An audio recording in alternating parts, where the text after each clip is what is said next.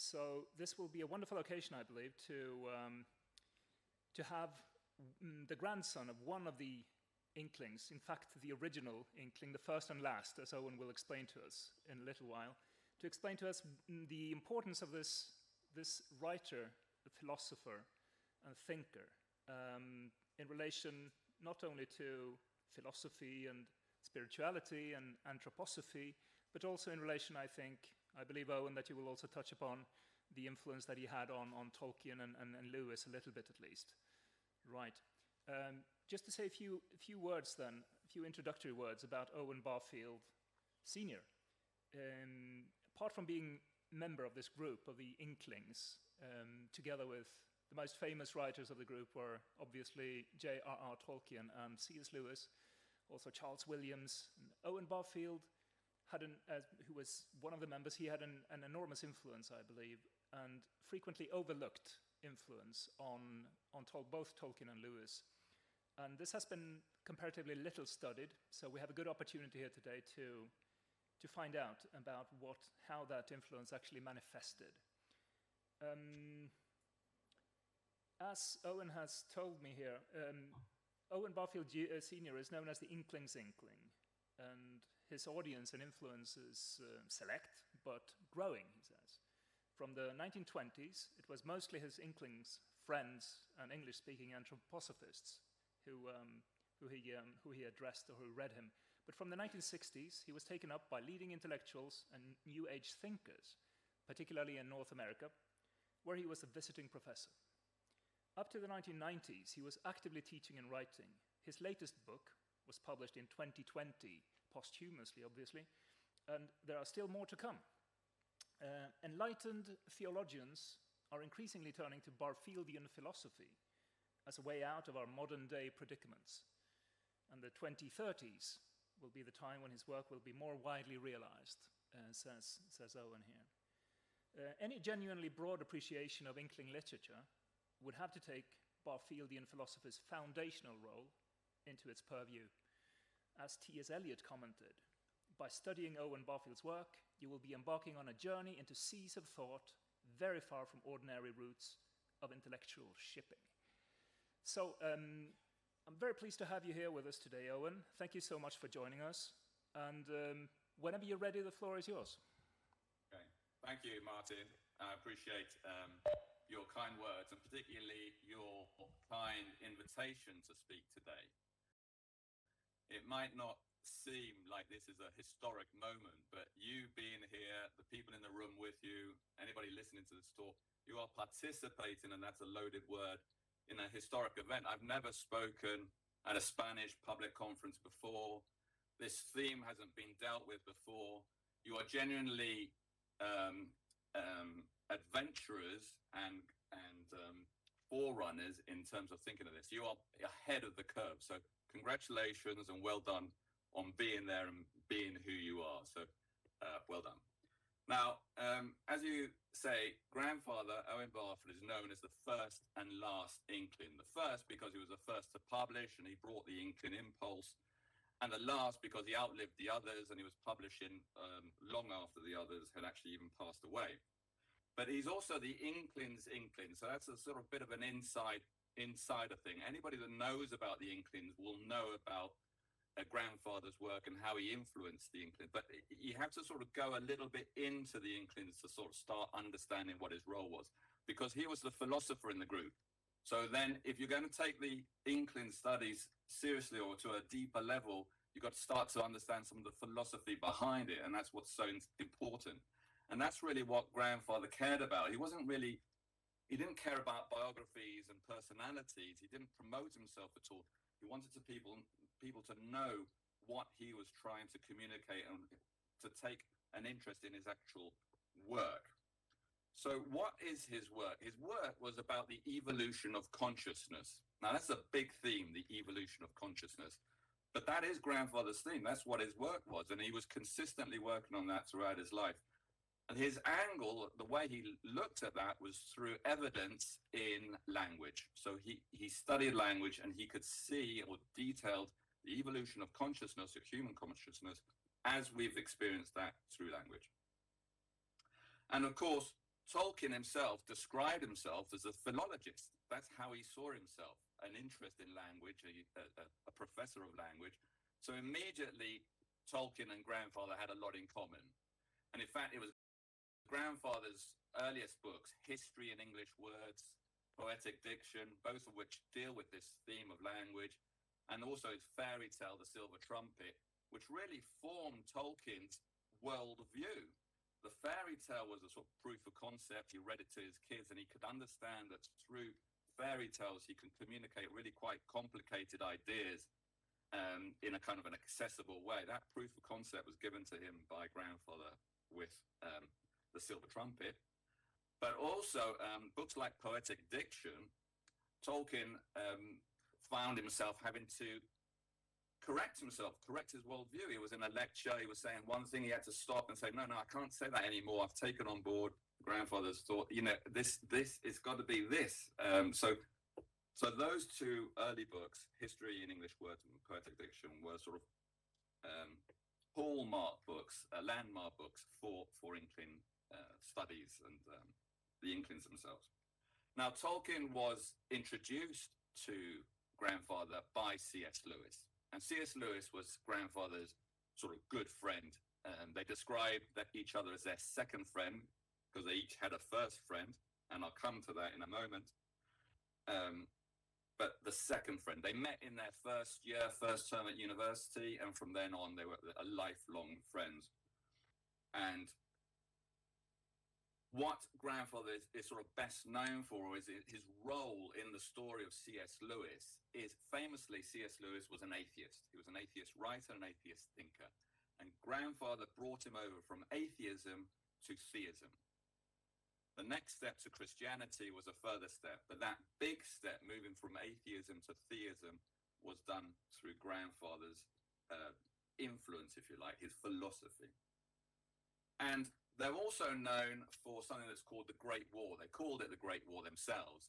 And the Great War is really a philosophical dispute that they had, and it was ongoing for about the best part of 10 years, sort of throughout the 90s. There's a lot to it, but to really give a summary of it, it's about the role of imagination, how important imagination is to our way of knowing and understanding. And also, what is our relationship with the divine?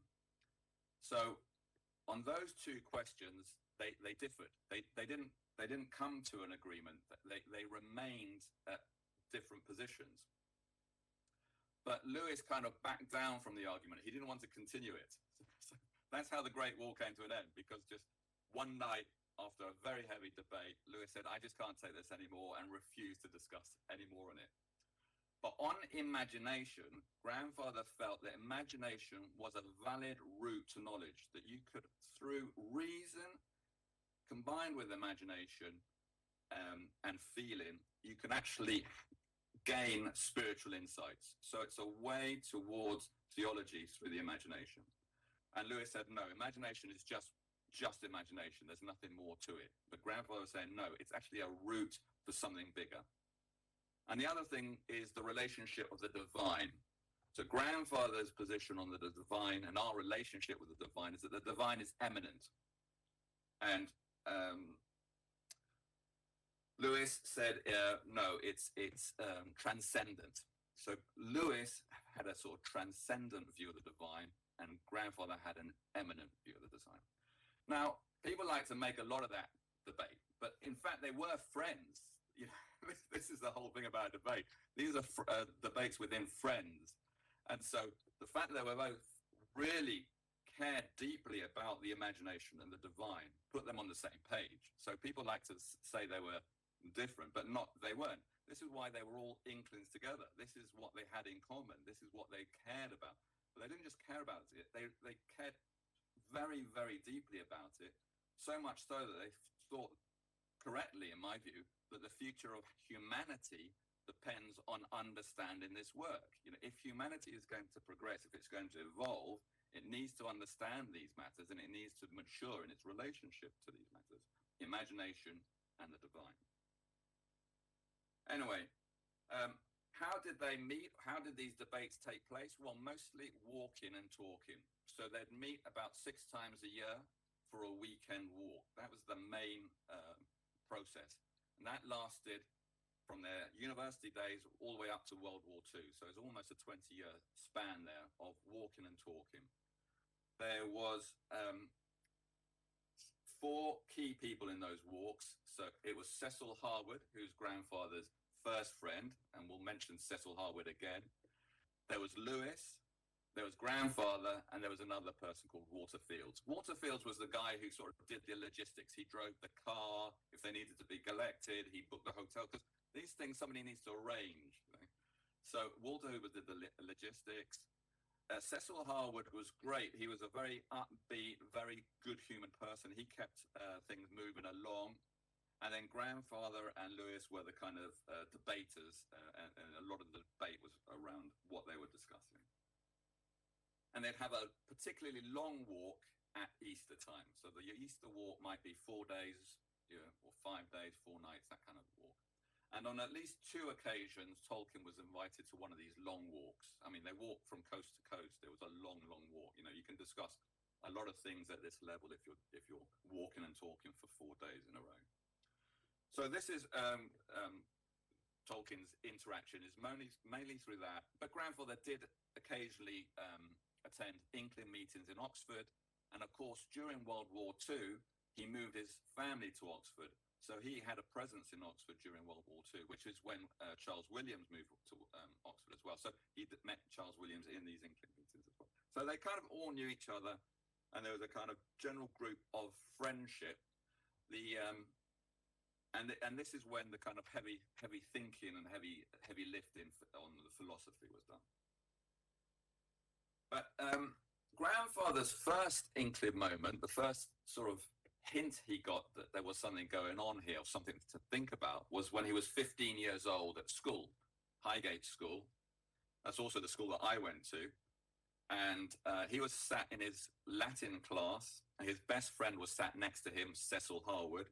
Cecil Harwood was reading out loud a Latin text, and literally the Latin text, it meant death, but it read out, walked out of life. And that metaphor really meant something. That poetic metaphor kind of resonated in grandfather in a way that it was his first Inkling moment. And from then on, he started to study language and study what these metaphors meant. The next moment for him, if you like, is he was called up for war service in World War I. He joined the engineering corps as a signaller. He was an officer. But very curiously, although war was going on, he was never sent to the front. There was also almost a kind of a mysterious hand holding him back. And then when the armistice was declared, he was immediately sent to Belgium. But that was a great time to arrive in Belgium because there's no fighting going on. Everybody else was just busy sort of trying to get home and demobbing. He had nothing to do there. So he learned French. He studied all the books you could possibly want to study. He went horse riding and motorbike riding through the countryside. And crucially, he met soldiers from around the world. So there were troops from Canada, America, all the colonies, they were all there. So he had a very kind of open experience, or a world university type experience very early on. The lovely thing about that is because it was a war effort, to serve the soldiers at the front line, they had a military operation to get any book that any soldier wanted to them. And this is the military running the library service, the National Library Service. So nobody else was reading because they were all trying to get home. Nobody else was doing anything. So grandfather was putting in every single book he wanted and receiving everything that the whole country could provide him because he was on war service. So that was his university experience before he even got to university. Then, of course, he got to university. And in his first year at university, he was recruited or encouraged to join a folk touring group. And he went dancing in Cornwall, which was the far southwest of England, with a lady who organized this. And that lady turned out would later become his wife, so my grandmother. And she organized this tour. And it was a tour of folk music and dance. And they did it 2 summers in a row. It was they dressed up and they had a sort of variety of folk dances to dance, and they toured around the countryside in local villages. Now, Grandfather definitely did not like talking about himself, his own biography, and whenever I'd ask him to sort of mention the Inklings or his friends, he wouldn't really say very much. When I asked him to talk about himself, he wouldn't say very much, but he would sort of start his story with this folk music and dance tour. And when I shared this experience with his biographer, a man called Simon Blackslender-Lange, who wrote a biography on Owen Barfield, Simon said, yeah, the same happened to him. He just wouldn't talk about his life. You know, he would just talk about this one thing that happened in his early 20s. He was age 22, 23. And he just wouldn't move beyond that event of dancing and music. And we both got the impression that it's because if you don't understand the importance of music and dance, you're not ready for the next step. And I was never ready for the next step, you know. I'm still on this first level of music and dance. You have to understand music and dance before you can get to the next level of the Inkling philosophy. So that's how important Grandfather put music and dance. And he said music was primary, even more so than poetry. And he was, of course, a musician, but poetry and being an author is how he saw himself. Now, I knew Grandfather well because I was 28 years old when he passed away, and he was 99 years old when he passed away. I'd go and visit him regularly. From the age of about 14, I'd go by myself, because frankly, I just preferred going by myself than with my parents. And so they'd go one Sunday, and I'd go on the following Sunday. So maybe every month, 2 months, I'd go and visit, and we'd have lunch and then English tea time together, sort of English tea and a scone or a sandwich or something like that. Yeah. So it was very nice, very pleasant. But that was my norm. But I did know him well, and I was his executor when he passed away, but not for his literary works. He had 4 literary executors, and that was all handled by other people. Anyway, Grandfather lived his life in 3 parts, almost exactly equal parts of 33 years, sort of a significant number there. The first part, he was the poet-author. The middle part, he was a lawyer. But that middle part, which people perceive he was sort of frustrated by, was actually an important part of being in the real world. He wasn't in an ivory tower. He was dealing with real-world people, issues, experiences. And of course, he was C.S. Lewis's lawyer, as well as a lawyer to many other people. But that was an important part of his life, as well as a family man and a sort of identity as a lawyer. And then that last part was probably his favorite part, when he was the professor teacher, and he was a visiting professor in North America. So in America and in Canada, he went for a period of about 20 years as a visiting professor, sometimes almost a year at a time. And he spoke on both coasts, the East Coast and the West Coast, and the middle part, and in Vancouver. So all over America. And that was the time when America, just in the early 60s, the New Age was just starting to kick off. And a lot of the things that he was teaching about evolution of consciousness and the new ideas were sort of being picked up there. So he's always much bigger in America. As the Inklings are, they're much bigger in America. But I like to sort of remind people that Grandfather was the only Inkling who actually was in America and taught in America. And of course, during this period, he was responsible for C.S. Lewis's estate, because he was C.S. Lewis's executor, along with his first friend, Cecil Harwood. So they had that role, and he was able to sort of push forward Inkling studies because he was in that role as executor, if you like. And it was a kind of a very open time, very easy permissions, books were being published, research was being done, societies were being formed for C.S. Lewis and Tolkien. So that was kind of he had a kind of an oversight of what then became a kind of the Inkling studies kind of movement, if you like. But he himself, because he was still alive, he wasn't part of the studies movement. He was kind of a little bit separated from it. But I think he was happy to do that, because he was always happy to be associated with that study group, because he knew that sooner or later, those great friends of his, Lewis and Tolkien, would be in some way signposts to Grandfather. And in this way, he's right. I mean, you're interested in Tolkien, but you wouldn't be inviting me to speak if it hadn't been because grandfather is also connected to Tolkien. So they are genuinely signposting to Tolkien. And I congratulated you at the start because, you know, this is new material. Grandfather knew that his work wouldn't be understood until about 2030, 2035, just because the evolution of consciousness works that way. You know, humanity wasn't yet ready. So these friends of his kind of understood what he was saying. They were doing what they could for their time and place. But I think there was an expectation or understanding that things would move on and should move on as well. Now, this is where I step in at any talk and I say, look, if there's any academics in the room or even just anybody that can read a book and then explain it, please step forward and identify yourselves, because, you know, there's so much work on Barfield studies and Barfieldian philosophy that needs to be done. I would much rather not be speaking to you today, but there's nobody else to speak to you. So please, you know, encourage new PhD candidates or anybody, because this is a really open field. There's books that haven't been published. There's masses of paper in the Bodleian Library, research papers. You know, there's just a lot of material. And the point is, it's important. It's important for humanity to understand what is kind of going on here. Now, what is grandfather's kind of evolution of consciousness then? You know, what is he saying?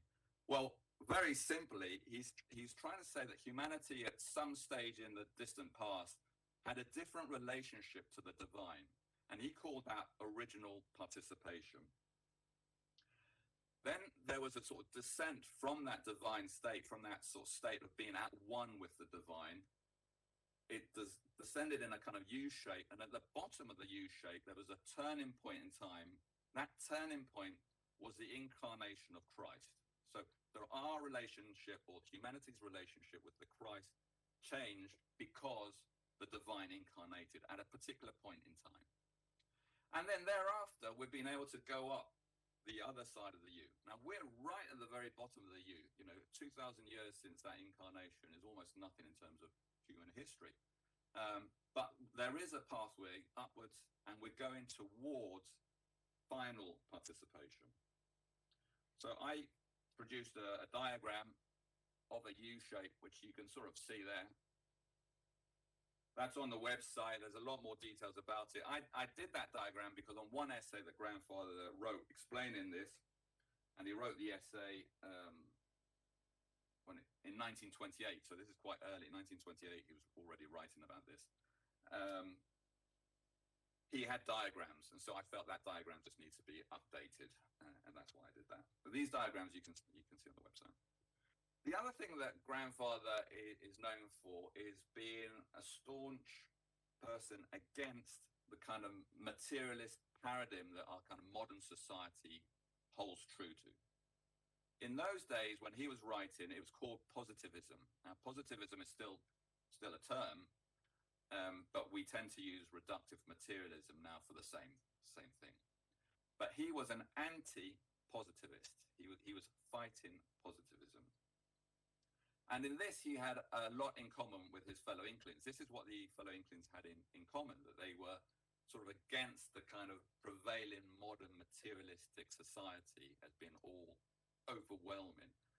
And grandfather was saying that a lot of the problems that we face today is because we've gone down some really deep dead ends that we're now finding ourselves with difficulty trying to find a way out of.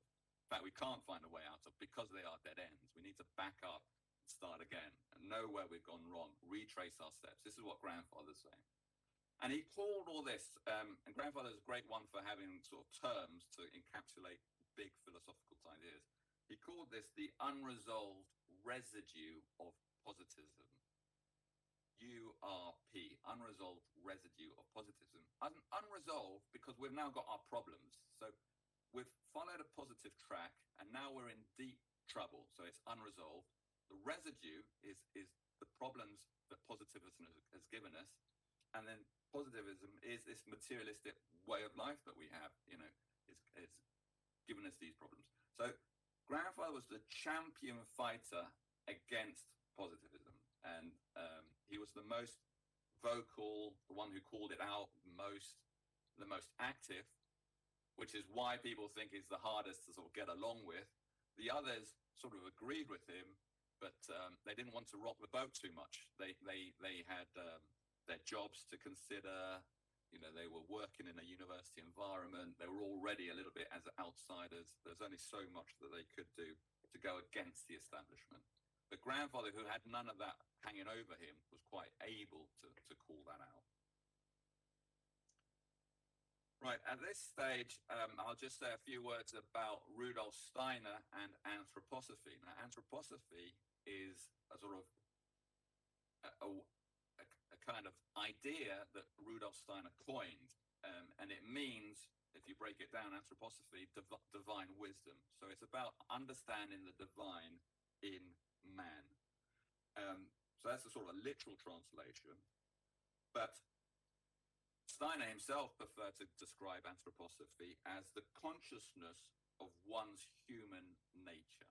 Consciousness of one's human nature. So you tie in, that's how it ties in with grandfather. So grandfather's theme was the evolution of consciousness.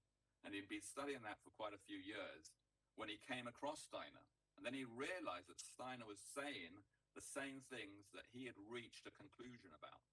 But not only was Steiner saying it, he was saying it to a much deeper level, to a much higher level. And Steiner and grandfather did meet because Steiner came to England on quite a lot of occasions. In fact, England was the country that he most visited and spoke at outside of Germany. He really felt there was something important in terms of the English language and the English consciousness, which I think he was right about, because this conference that you're giving in Spain, we are speaking English at. So, you know, he foresaw this use of English. Steiner did. But the Inklings themselves were very, very concerned about this English consciousness and this Englishness and what it stands for. And they could also see it being eroded. So the Englishness that they're talking about, the English conscious mind, is different to what other people might just think about as England now. Anyway, I mentioned Steiner because at some point or other, if you're going to study grandfather, you're going to have to encounter anthroposophy and develop a kind of connection to that in some way. Grandfather was a founding father of the Great British Society of Anthroposophy. So he translated a lot of Steiner's text into Britain. So a lot of the kind of introduction of Steiner into the English-speaking world was done by grandfather and through grandfather. And also he explained a lot of it. And a lot of people found Steiner quite difficult to understand, and they preferred grandfather's explanations of it. So people would go to grandfather rather than Steiner. But grandfather always deferred to Steiner, and he was on the committee of this society for over 45 years. He was a committee member. And the chairperson, Cecil Harwood, that name again, was Cecil Harwood the chairperson for that same length of time, you know, an incredibly long time. These two friends were carrying that. Grandfather wrote the articles of the Association for the Society. I'm just sort of saying that these are things that are integral to his life.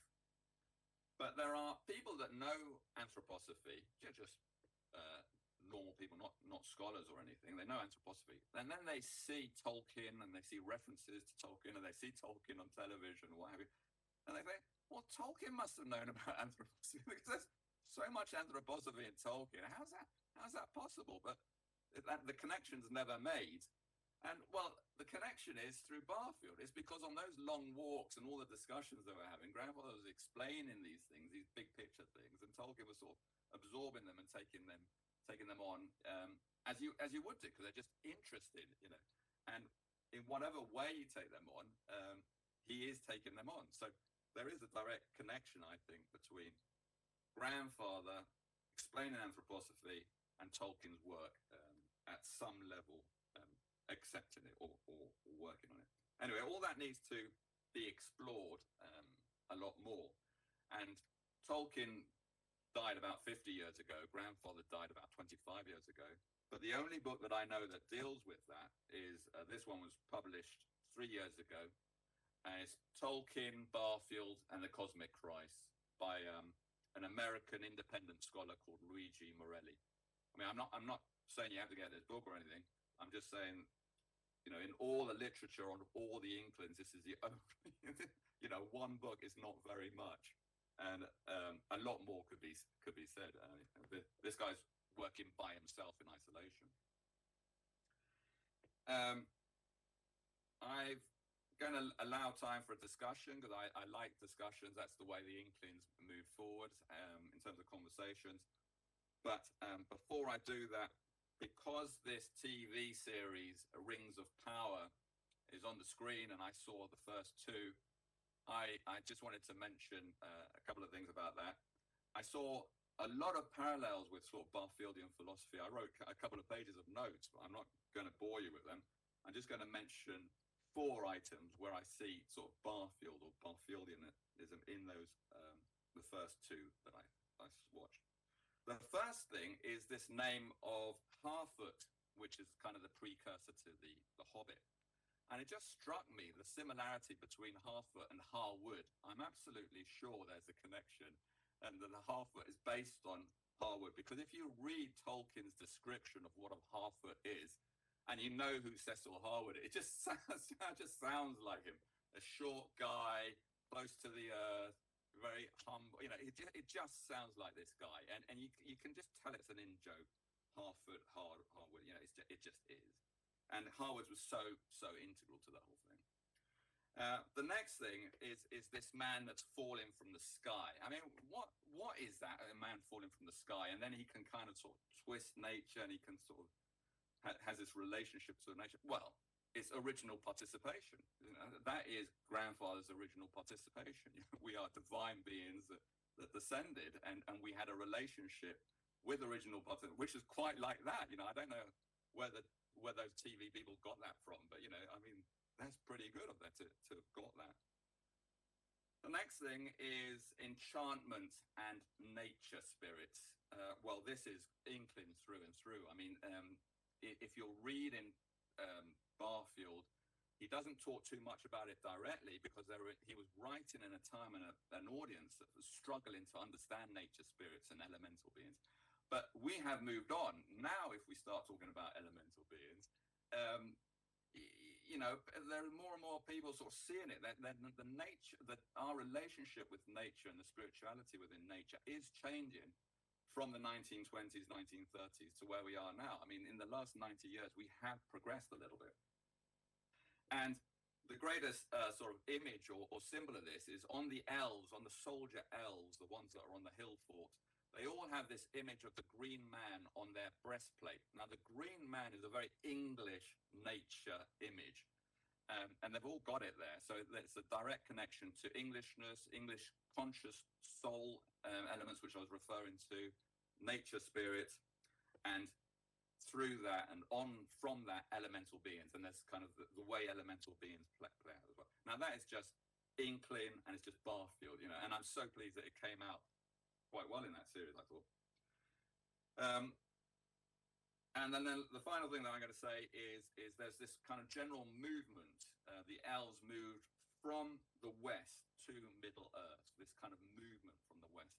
Well, that's kind of Rudolph Steiner. This is Rudolph Steiner's teaching. So Rudolph Steiner was talking about Atlantis, a movement from the west. He talks in terms of ages. I mean, Tolkien calls it Middle Earth, but Grandfather and Steiner have been talking about this place where we are now. They call it the post-Atlantean age, this idea of ages. We're now in the 5th post-Atlantean age. All that comes from Steiner, this way of understanding flows of consciousness, mystic flows, past ages, all that, you know, that is just anthroposophy, which is why anthroposophy say that there must be something more to this, you know, it just so stand out. And my last little observation on that series is that, as far as I can see, nobody has yet smoked a pipe.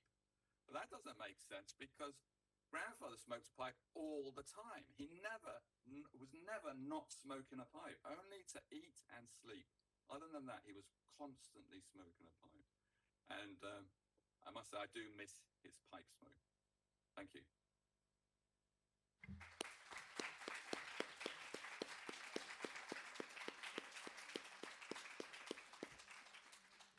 Well, thank you so much, Owen, for this very enlightening conference on your grandfather. You can hear me, yeah? You can't? Okay.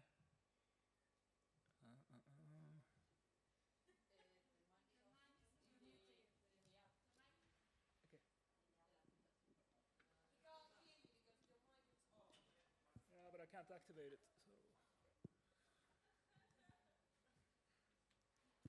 So. Okay. No. ¿Cómo se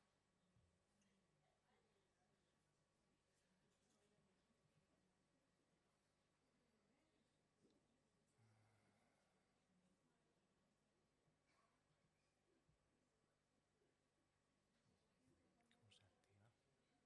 No se puede desactivar, supongo, el silencio. Vale. Interesante. Esto es muy nuevo para mí.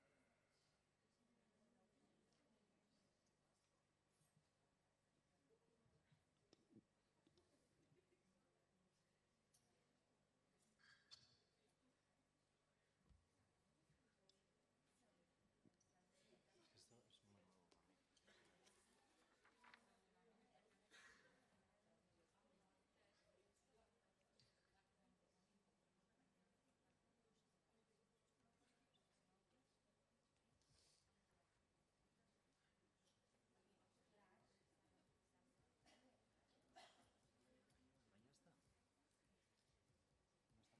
¿Dónde está María? Ah, vaya.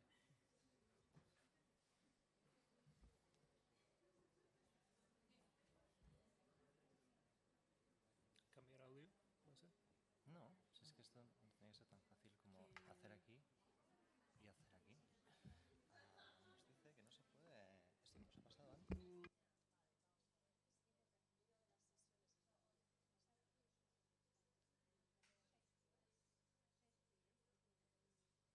Can you hear me?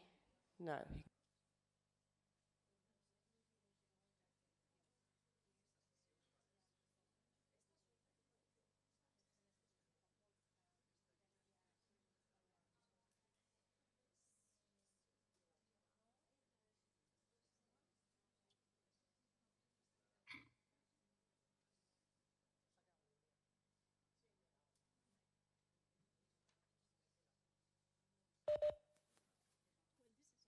Right, Owen, you can hear me now. Yes, I can hear you. Okay, finally. Thank you for your patience. Yeah. Thank you. Yeah, we've just had a few technical problems, and they now seem to be solved. So again, thank you so much for this very informative and enlightening conference on your grandfather. I'm sure we have all learned a lot of things, a lot of details about the influence of this man and his relationships with the other Inklings and with currents of philosophy that have been extremely influential throughout the 20th century and even well into the 21st century.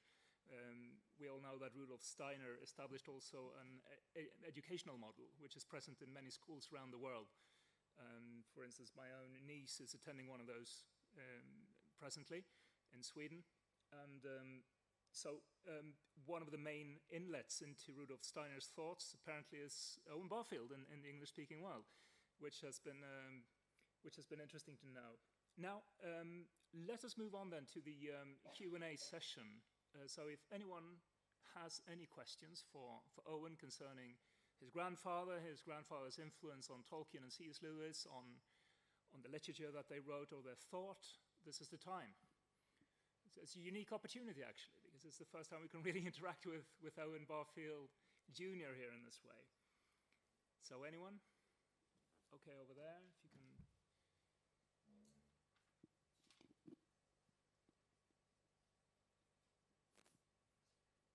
Can you hear me? Can I? Thank you very much, Owen. It's been really a delight to hear you speaking on Owen Barfield and the Inklings. I do have a question. My question is, what's the relationship between the biblical portrayal of history with a fall and a redemption, and the relationship with language? I mean, if Barfield, if there is something akin to the fall presented in Genesis 3 in his development of consciousness, and then the second thing will be if there is also a reversal with Christ's redemption in the cross in regards to language. So, because there is this process of growing more aware of ourselves but and because of that, language tends to this fragmentation. So I wonder if there is a particular time in history when this happens, from our Owen Barfield's perspective, and if so, if there is a reversal happening with Jesus Christ in the cross. Yeah, well, that's a great question, and I'm going to suggest that the best person to answer that is you, because it sounds like you're already more of an expert than most people. So, I would just encourage you to answer your own question. It's such a good question, and it's an important question. I'm not qualified to really speak about that, but my understanding is that humanity as a whole had a particular kind of relationship with the Christ being before the incarnation, which was that humanity could sort of sense Christ out there in the nature. The Christ was outside of the human being. Then there was that moment in time, the incarnation. There's various names that you could call it, but what it meant theologically is then that relationship changed. The nature of that relationship changed, and the Christ became within us. And that's why people now start talking about, look within you, find the inner self, the whole language has changed. Before, so 3,000 years ago, you wouldn't have people meditating and sort of trying to look inside themselves. They'd be looking outwards. They'd need a process of initiation. They'd have to go outside of themselves to find the divine. Now we no longer need an initiation because the divine is within us. We don't need to be initiated into the divine, but we need to still find it within us. So that's the change. And grandfather was saying that's evidenced in language. I can't sort of give you all the evidence, but it's there, and I encourage you to look into it because it's a really interesting question. Yes, thank you very much. I will definitely look into it. I'm looking into it as part of my research on Tolkien, and I will very gladly share also with you if you like to. Yeah, sure, and other people as well. Of course. That's right. Just as an aside, David Bernabé, who's just made this question to you, he's currently doing his doctoral research at Oxford University, so he'll be pretty close to you in case you want to set up a meeting and discuss this further. Right, more questions from the audience or from anyone else here in the room?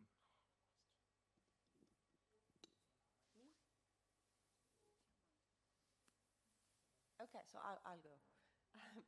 Okay, so it was really fascinating learning about the importance that those two tours, I think, back to back, music and dancing, folk music and dancing, the influence that they had on Owen Barfield and the rest of them, I think, from what you said. I am just picturing Owen Barfield dressed up in Maurice's dancing costume. I don't know if that ever happened, but I am so curious. What happened exactly? What anecdotes? Maybe he told you a little bit more about some crumbles that might help us understand why it was so important. Can you hear me? Yes. Can you hear me? Oh. It's on. Oh no, not again. Okay. But this is what happened.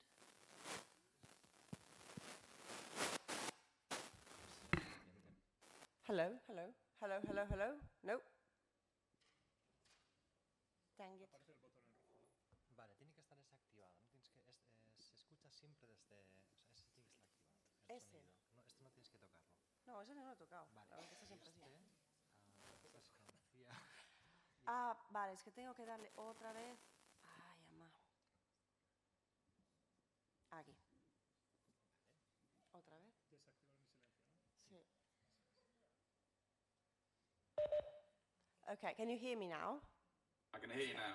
Right, sorry. So I was thinking about the tour, the dancing and music and dance tour that Owen Barfield embarked on when I think he was at university, I think you mentioned. And I was fascinated by this idea of him, dancing to folk music and maybe even, enjoying a little bit of Maurice dancing. And it's quite a picture. But Could you tell us a little bit more about, maybe some anecdote or something that might give us an insight into what happened that was so momentous, so important during those 2 tours? I think you mentioned 2 tours back to back, 2 semesters or something like that. What happened that was so relevant? All right. I don't think it would be Morris dancing, though. So Okay. It was classic European folk dances from all over Europe. So particularly not Morris dancing. They were joint. Grandfather went on the first year on the tour. The next year, he brought his best friend Cecil Harwood with him. So Cecil Harwood is always there. He's always turning up. You can't overlook its dimension and the dynamic between having of friends. And then, after that tour was over, they all, grandmother, Cecil Harwood, and grandfather, put on 2 shows at Oxford University, at Somerville College, and Wadham College. Those were the 2 colleges that they danced.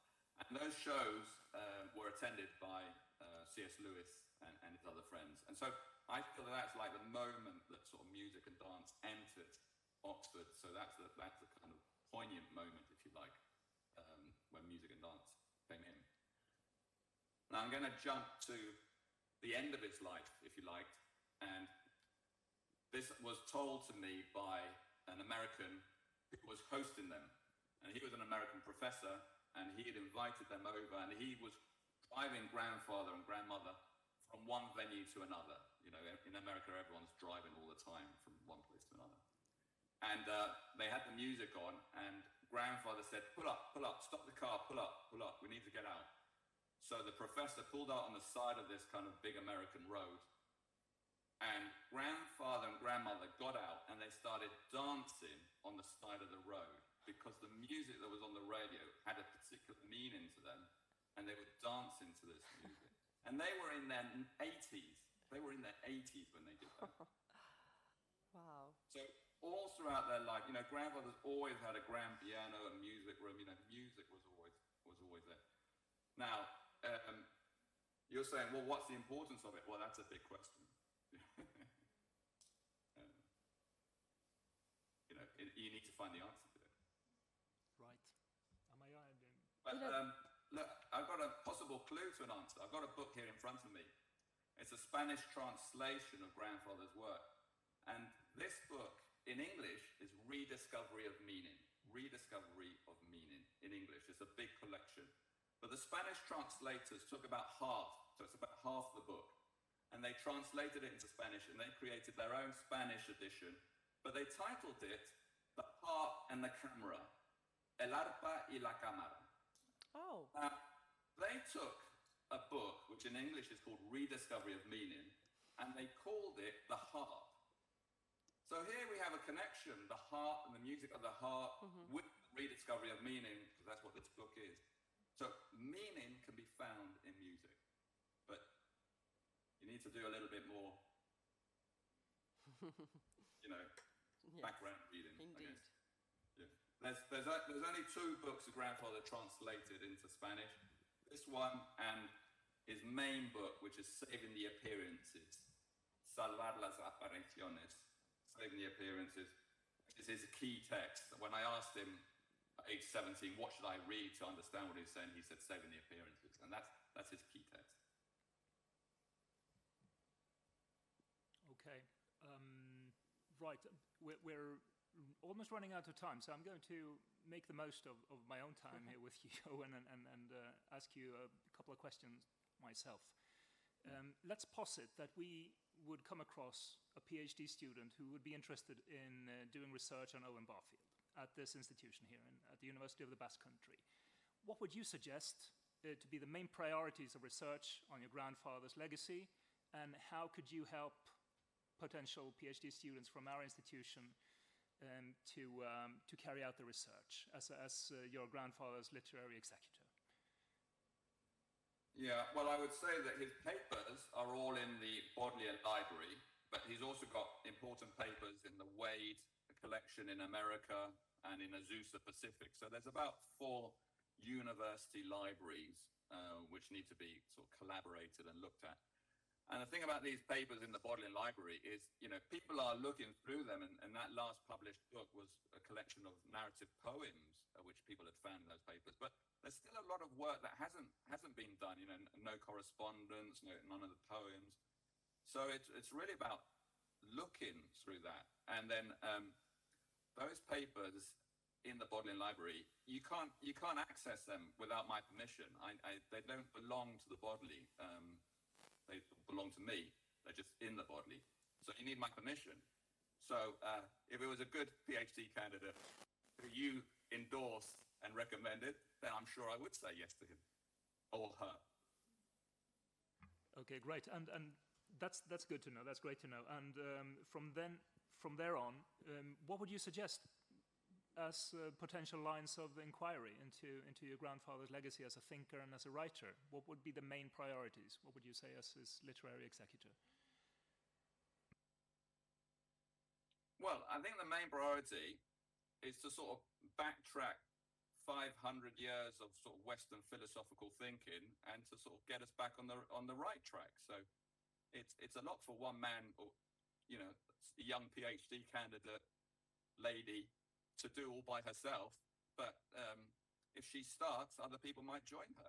But she's got a lot of rolling back to do. Right, and so also what I perceive here from what you've been telling us is that Owen Barfield was very much part of the same kind of spirit of the age as Tolkien and Lewis, belonging roughly, not exactly, but roughly to the same generation of young men growing up in Edwardian England, which was also a period of tension and of anticipation of future strife and conflict. Within that sphere of tension, many looked back towards nature, I think, and there was this whole tradition of going out with the poetry books in your pocket to do hiking and to the countryside. And even working class people could take a cheap train out into the surrounding counties to go for walks, and many of them did so. Do you think that your grandfather, would you say that he belonged to this spirit of the age, or was he in some important way different from that? I think that spirit of the age was just going on anyway. You know, that's just what society was like at that time. I think the difference is picking up Anthroposophy, which definitely was not the spirit of the age. So if you follow a kind of philosophical route, which is anti-positivism, and this positivism has been there for a long time. Maybe there's kind of the pit of materialism was around about the 1870s. That's the darkest period for humanity. And we've all been sort of emerging from the 1870s, but we've got a lot of emerging to do. And so it wasn't really, he was a sort of a future thinker. He could see that these things were coming, but he wasn't part of his own age, if you like. He was trying to set things up for the future age. All right. So what I perceive is that he belongs more to an hermetic tradition than to any particular Christian or other philosophical doctrine. Would that be true? Yeah, I'd be comfortable with that. Okay. Okay, very good. So, Owen, it's been a true pleasure having you here today. It's been a milestone, I think, in Inklings, I don't know, research or whatever you want to call it. In order to expand on the influence of Owen Barfield, we need to open up these avenues of dialogue, right? And I think that we've been able to do so today as a first step on the way, at least. And I really hope that some of the people in this room will, in the future, take up research on Owen Barfield. Not only on Owen Barfield in relation to the other Inklings, but on Owen Barfield as a thinker and a writer on his own account. So on that note, I think we're rounding off this session. Again, thank you so much, and a big round of applause for Owen. Thank you very much indeed. You're welcome. Thanks. We'll be in touch.